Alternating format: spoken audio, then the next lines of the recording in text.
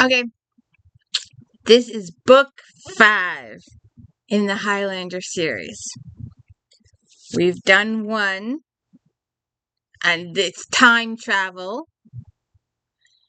And we've done 2 and 3. And this will be forever my favorite time travel ending ever. This will be the #1 time travel event ending. Outlander is the #1 book overall, but this comes a close second. But it has the best ending. And don't forget to check later in September for my top 10 time travel countdown. So we finished book 4. And before I forget, welcome to the D. Louise book series. I'm Christina, KRSTNA. This is where we read books, talk about books, no special effects, no theme, no fancy stuff going on here. And if you could spread the word that I exist, it would be most appreciative. Because I'm an inadequate thumbnail maker, no one is watching my channel. I was told that you could be 100% absolutely fantastic in whatever you're talking about, but if your thumbnail is not good and is not eye-catching, no one will ever watch your videos. And that's my problem. No one will ever watch my videos. There's almost 1,800 videos out there. Hand to God. They're all out there. A few have yet to be seen, but they're out there. So, I think it was 784 the last time I looked. So, if you haven't, let me just silence this stupid thing. If you haven't checked, I did all of the Black Dagger Brotherhood. I did, all of Laurel. I did all of Janet Ivanovich. I did all of Catherine Coulter. We did James Patterson's Woman Murder Club, and we did Alex Cross. We did slews of cozies, Krista Davis. So we've got tons of videos out there, but today we're talking about book 5, The Dark Highlander. Now, if you remember in this book, book 4, Chloe and Drustan Gwen and Drustan got together in this book. And Drustan had, originally Drustan's brother was killed when he went to retrieve Drustan's bride. It was a marriage of convenience. Drustan really didn't want anything to do with it. And he sent his brother and some men to go pick up the girlfriend, and he was killed. He helped another clan out with a fight and got killed in the fight. So, and then Drustan goes to avenge his brother, and he gets put under a spell and gets put to sleep. And Gwen, who is on vacation in Scotland, goes for a walk, falls in a hole, lands in the cave, and she lands on top of him. She wakes him up. They go back in time because he wants to stop his brother's death. So he goes back and he's successful in preventing his brother's death. It's a lot more complicated than that. Please go see my last video. I'm just trying to summarize it a little bit. And so things work out. When he changes, because he's changed all the stuff in this book, Chloe is returned to the future. And but Drustan was successful.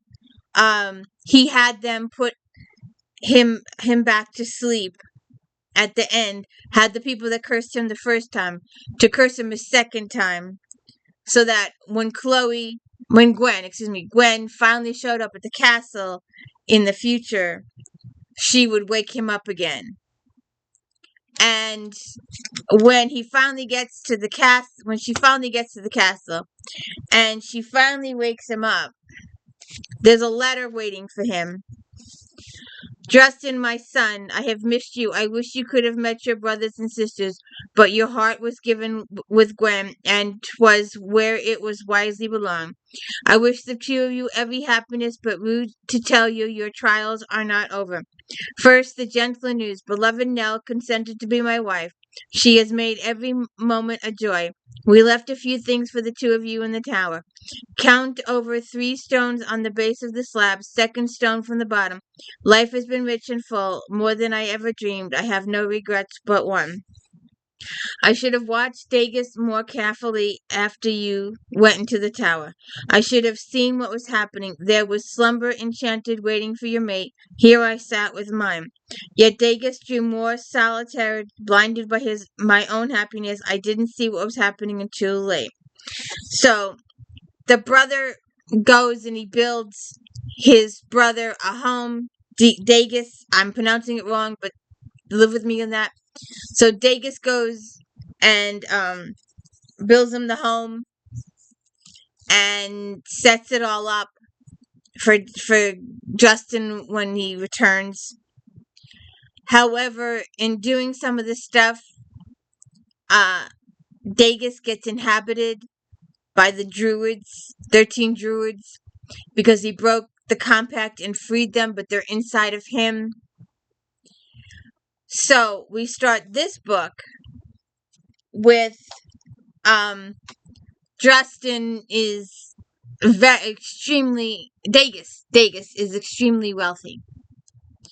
And he knows that his brother Drustan has awakened and that Gwen has awakened him because they got phone calls, but he's refusing to talk with them because he's ashamed of what happened to himself. He's got these curse in him and he's afraid what's going to happen if he releases the 13 druids from him. They were in prison for a reason. It's a big, long part of the story. And at this point, Chloe works in a museum, and her boss says, you need to take this book over to this guy. And she's like, why am I taking this rare, very, very, very, very rare book over to this guy? And what is he giving us in return? And he gave them a genuine, authentic sword from his time. And they just went bonkers over it. So they're letting him borrow this book. And she goes to deliver the book. And it takes a while. It's absolutely love at first sight for both Dageaus and Chloe. However, it takes a very long time. They have to work through their personal issues, the two of them. They have tons of issues they've got to work through. So Dageaus, after we go through all these chapters and all these character angst and relationship angst and all this other angst, we go back to Scotland. We finally confront our brother, our twin brother, Drustan, and Gwen, and catch up with them, and explain the curse and all the stuff that's going on with it, and what's going on with him. And so now he wants to go back in time one more time, to try and fix stuff. To try and fix it. He's looking for a specific book, and the book has been lost. But he knows for an absolute fact that this particular book exists in his original time frame. So he's got to go back to his original time frame to get the book. And and he doesn't tell Chloe. He goes, we're going to do this. But he doesn't explain stuff to it. It's not the romantic. They're not yet into that romantic stuff yet, like Gwen and Drustan were in their book. They were meshed before they went through the stones. Chloe and Dageaus are not meshed before they go through the stones. They get meshed after they go through the stones. And he takes her back through the stones, and the first couple of days she thinks she's like this and seeing things and imagining in her. She's a whole pages and pages and chapters and chapters. And she's finally soaking it in and absolutely thrilled out of her gourd that she's in with all these original artifacts and seeing them firsthand and blah blah. And getting to know his father, Sylvan, and Nell, the stepmother, and the new babies that Nell had, and all this kind of stuff. She's just thrilled out of her gourd. But Dageaus is like, I need to find these books. And his father's like, but they're not there, they're there. And he's like, why didn't you tell me? He goes, I didn't know about it. My wife, who had been cleaning, discovered this secret hidden chamber by accident when she was cleaning. And that's where all the original um, documents are, in this hidden chamber, this sealed hidden chamber. And I just wanted to, without spoiling too much, but I just wanted to shift if I can find the right page. They were cloth-bound volumes, secured and tied in faded fabric, leather-bound volumes and scrolls, enameled plates, hand-stitched codices, bits of armor and weaponry, and heavens, even that long-forgotten flagon was a relic. So where is it? I said 270. So they find the compact, and it's written in sheets of gold. It's pure gold. It's too soft, too easily damaged. That's why so many of the ancient tome cores of iron beneath the gold. So the compact between the TuathaDeDanAAM. You will have this mentioned in Karen Marie Moning's other books, and down yonder that way, there, the orange, I can't do it, the orange books over there, the Fae, Mary and her Fae. It's all Fae. So that all happens in the other books with the lady that goes into the bookstore on Island. I forget her name.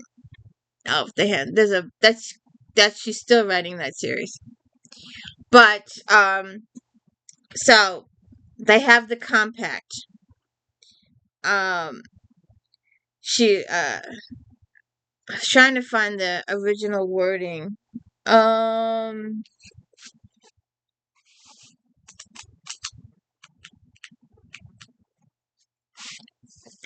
The scribe tells that in the early days of Ireland, the Tuatha, the TuathadeDanAAN, came to the Isle of Descending in a mist so thick it dimmed the rising of the three suns.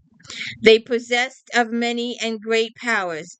They were not of man's tribe, though they had a similar form, tall, slender, interesting to gaze upon. The scribe describes them as shining with imperial radiance. They were graceful, artistic people who claimed to be seeking no more than a place to live in peace. Mankind proclaimed them gods and tried to worship them as such, but the rulers of Dunath forbade such practice. They settled among men, sharing their knowledge and artistry. So ensued a golden age unlike any before. Learning attained new heights, language became a thing of power and beauty, song and poetry developed the power to heal. As both races seemed to prosper by the union in time, the Duan selected trained mortals as druids, as lawgivers, lawkeepers, bards, seers, and advisors to the mortal kings. They gifted these druids with the knowledge of the stars and of the universe, of the sacred mathematics and the laws that govern nature, including them in certain mysteries of time itself. But as time passed and the druids watched their otherworldly companions, never sickening or aging, envy took root with their mortal hearts. It festered and grew until one day 13 of the most powerful druids presented a list of demands to Tuatha, including among them the secret of the longevity. They were told that man was not ready to possess these things, and in the fury, when they were told no, the 13 Druids turned to each of the ancient teachings forbidden God, one whose name is best forgotten, hence not scribed therein. A god to whom the Druids supplicated themselves was a primitive god sprawled in the earliest myths of Gaea, calling upon the Dageaus powers with the knowledge of Tuanthas gave him. The Druids attempted to follow the immortal ones to seize the law and seize the secret of eternal life. And the story goes on. You'll have to find out more from the book on the details and how they got inside of Dageaus and how he's been carrying these people around with him for 300 years. And what he's going to do with Chloe, how he's going to work his relationship out with Chloe, what's going to happen with them. There's just a lot to unpack here. It's just, I love this series. I'm enjoying the heck out of it. Now, it is an 8-book series, and I have ordered, unto my unsatisfaction, I discovered, or misery or disgrace, I am missing book 8. So I have ordered book 8. So I have to stretch my time here because I have 6, and we're gonna get to it. The Immortal Highlander and the Spell of the Highlander, book 7. But I'm waiting for book 8 before I go on, so we'll have to find something else. I have another series I might start, or I might continue with Catherine Coulter. I'm not sure yet what I'm gonna do. I'll decide later today. I read a tremendous amount. I read 2 and 3 books a day sometimes. And then sometimes I don't read anything for several days. It depends on what's going on. So if you could all hit the like and subscribe, I'd appreciate it. And I hope you enjoyed this time travel series. I am enjoying the heck out of this. And I can't wait to make my top 10 video of the top 10 authors that I've read this summer. And have a good day.